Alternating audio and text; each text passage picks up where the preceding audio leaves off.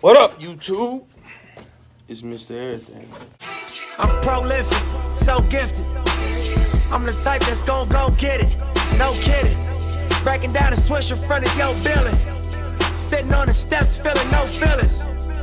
Last night it was a cold killing. You gotta keep the devil in his hole, nigga. But you know how it go, nigga. I'm front line every time it's on, nigga. So, we on our way to the store. Dre from DNA channel. Subscribe to the channel. You know, we ain't been on that in a while, but I'm gonna be back on that, man. I'm gonna drop a link in the description. Car Podcast.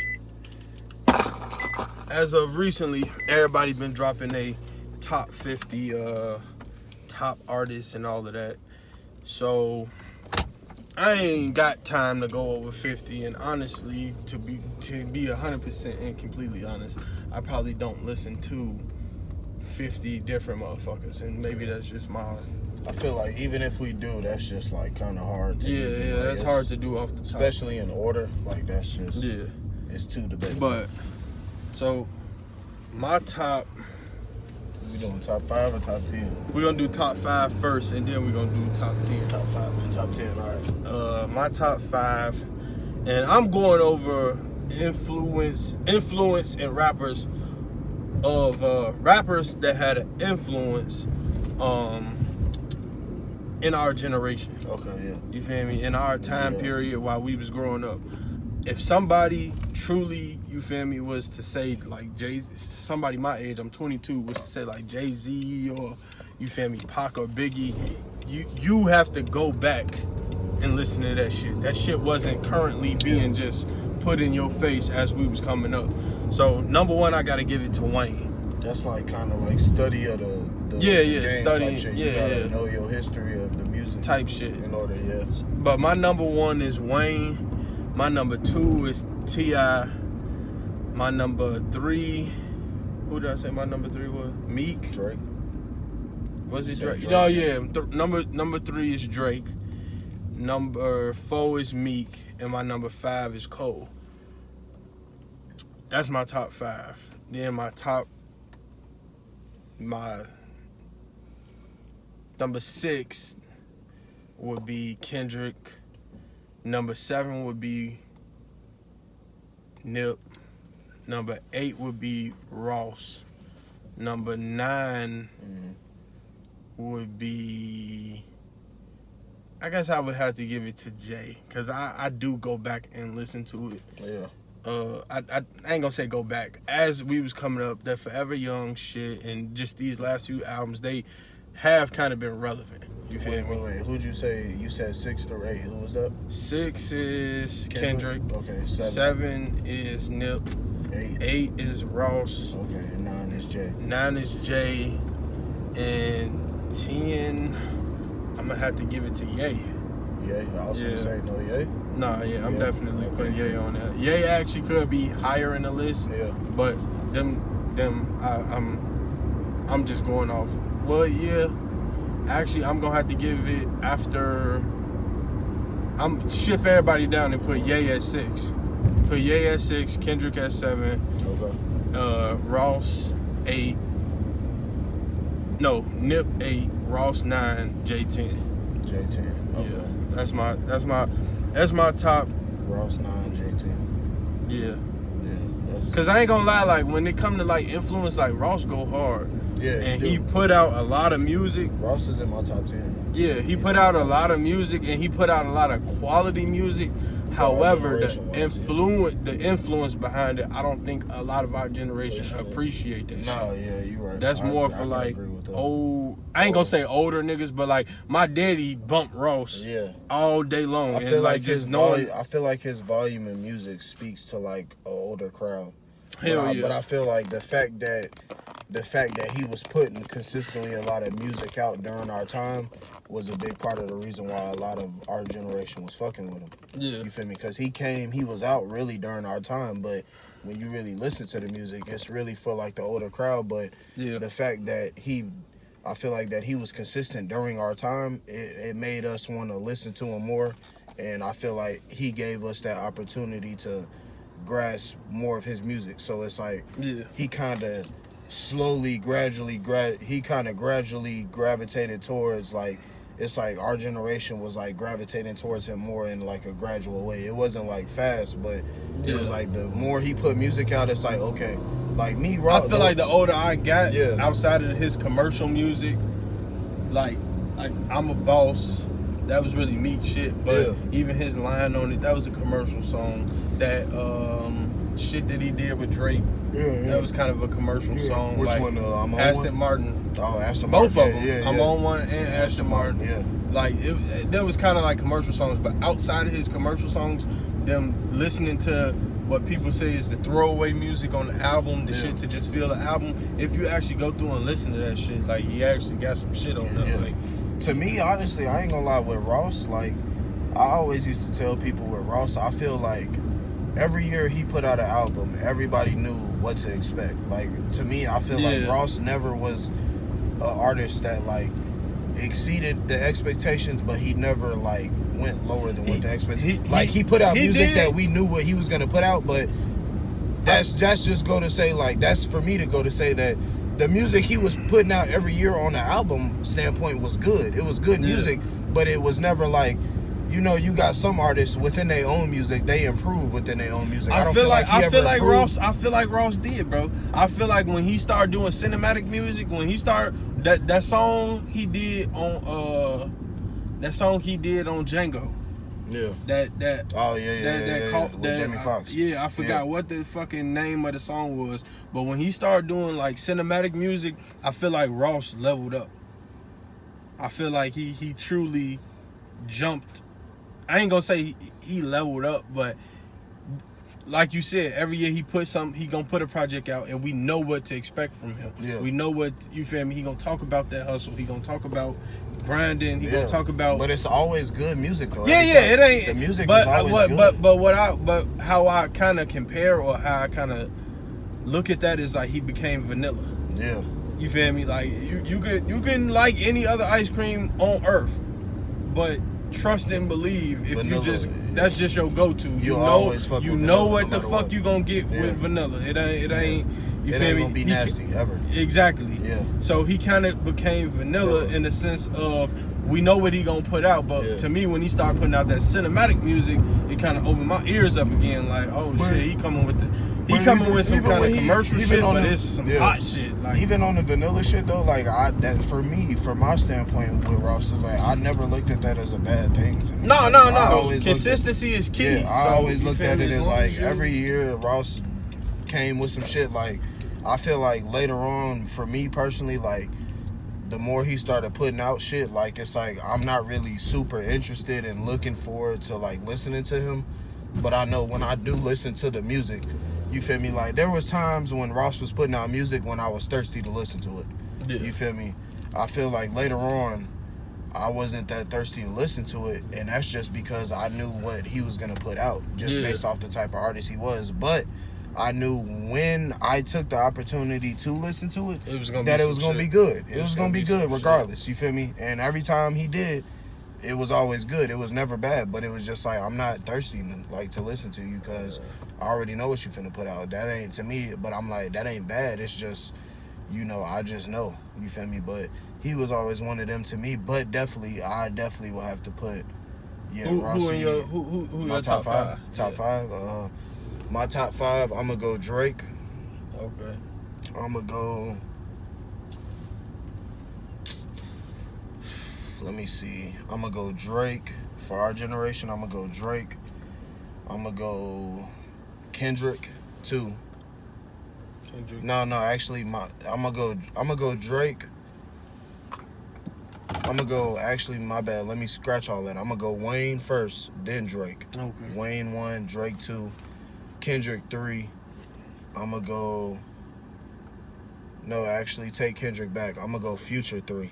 For me, Future was a very influential rapper, artist, whatever you want to call it, rapper in our generation. I feel like Future, at least for me, I feel like our generation it's overall, all opinionated. Our generation overall, I feel like he was very influential. But growing up, like especially from like 2011 when he came with the like Racks on Racks, even though that wasn't his shit, but it's like since then, I feel like he been just like on pressure with it from that point on for a while, you know, before he kind of slowed down. But I'm gonna go Future 3, you feel me? Because I kind of put Future damn near not really in the same lane as Drake, but I feel like Future, when you speak of like Drake terms of like who's hot, I feel like the closest person to a certain level at certain times you could put to him was Future, because Future was going crazy. So I'm gonna go Future 3, then I'm gonna go Kendrick 4, and then I'm gonna probably do I'll probably say like Eminem 5. Really, for our generation? M5. Well, no, not for our generation. Actually, I mean, it could be you could base it off. I'm gonna say no, Kendrick 4, and then 5. I'm gonna go Tentacion. That's my 5 right there. I'm going Wayne, Drake. Who'd I say 3? Wayne, Drake, Future, Kendrick, and then Tentacion 5. That's my top 5 right there for our generation. All right, top 5. Top 10.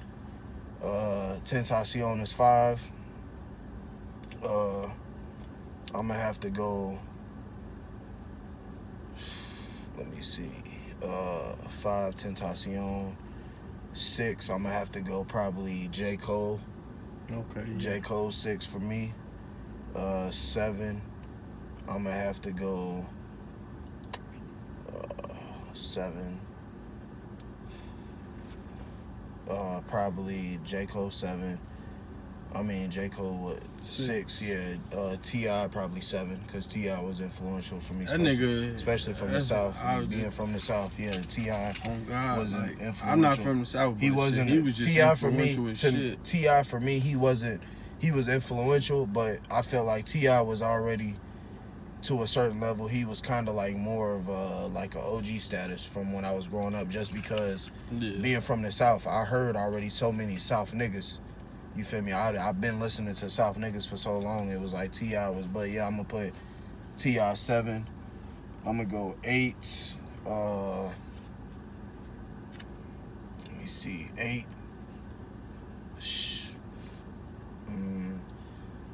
I might have to go. To be honest, 8. I might have to go Thug 8. Thug is an influential ass. Yeah. Thug is influential. He gave us a whole new wave. Yeah, Thug was pretty influential for our generation. I might have to go Thug 8. You feel me? 9. Actually, you know what? I'm gonna go. This is what I'm gonna do. Actually, I'm gonna go 8. I'm gonna go Keith, and then I'm gonna go 8. And the reason why I'm gonna go Keith is because the reason why I'm gonna go Keith, what I say 8, and then Thug I'm gonna go 9. Ross I'm gonna do 10. Okay. Keith, the reason why I'm gonna go 8 is because for me, moving up to Chicago when I did, not knowing a lot about Chicago music in general, you feel me? Keith was very influential on me, and that's just because getting to know the Chicago scene, get familiar with how the city is, and knowing more shit about the city, I feel like Keith kind of really opened that up for me a little bit without, even though I knew certain people, but I feel like from a music standpoint, he kind of gave me more closure on a lot of shit on, you feel me, a lot of how the city is, you feel me, as from a Chicago standpoint. The rawness of the city. Yeah, so I might have, I ain't gonna lie, like coming up here, like, you feel me, because I mean, moving up here was a big, 15 years old, you feel me, that's a big move in my, you feel me, at my age to move up here. So for me, you know, once I started hanging out or meeting, getting cool with certain people at school, like, and they put me on Keith, like, I ain't gonna lie, I was real heavy on Keith, like, a lot. Like, when I first started, like, really listening to him, like, the first song I heard by Keith before I moved up here was I Don't Like. You feel me? I Don't Like kind of blew up everywhere on a global standpoint. So in Texas, people was kind of bumping it, but it wasn't, down there, it wasn't really, it wasn't bumping that much. You feel me? It was a couple niggas that I knew that I was cool with that was bumping it, but it wasn't like the whole school was bumping it. Soon as I moved up here, like nothing but Keith songs. Nothing but Keith songs that I'm getting put on with. And ever since I got put on with them, I'm not gonna front. Like I told like my friends and stuff, like to me, till this day, Keith is not a lyricist. He's not a super great rapper. But the songs he made great songs. I feel like for the time, you feel me, he was going crazy, and for our generation, I feel like he did break down a lot of doors. He did a lot for our generation. You had some gems with Keith and Thug, cause I ain't think about them. Yeah, and I kind of thought I was thinking more earlier and like my younger. I wasn't thinking like kind of through high school. So yeah, I'm gonna go J. Cole. I'm gonna go 5 Tentacion. I'm gonna go 6 J. Cole. I'm gonna go 7 Thug. I'm gonna go 8 Keith, and then I'm gonna go 9. 10 is Ross. 10 is my last. Who the fuck was 9? 9. I don't think I picked a 9. You did, but shit, we forgot. 5 Tentacion. 6 was T.I. No, J. Cole. J. Cole was 6. 7 was T.I. Keith was 8. Then 9 was Thug, and then 10 Ross. Yeah, 10 was Ross. Yeah. So that's my top 10 right there for this generation. But overall, just so y'all know, that ain't my top 10. Keith ain't my top 10 overall. Fuck no. For this generation, we did influence for our generation. Yeah. I was born in 97. 97, yeah. Yeah. So like coming up when we really started paying attention to music.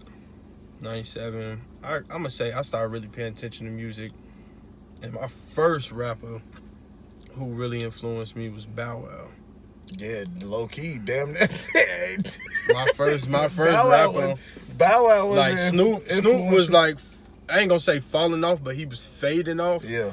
Cause I was like, I was low key on some Snoop when I was young, but Bow Wow was my probably biggest influence, but I kind of take that out because like after I was young, it faded away. Like he wasn't putting nothing. Yeah, I was just gonna say all of the people that I put in mind still consistently to this day still putting out music. It might not be the hottest shit, but they relevant. They've been relevant since they came into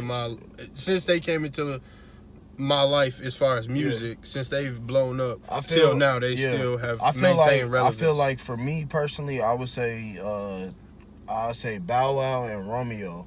Nah, I never fuck with Romeo. I ain't gonna lie, me personally, I can't name one Romeo song. I fuck with both of them niggas. I did not fuck with Romeo. But what I will say is both of them, like early, like probably like 5, 6 years old, I was heavy on them. But like you said, I agree. Like after a while, it was just a period of time. It faded off.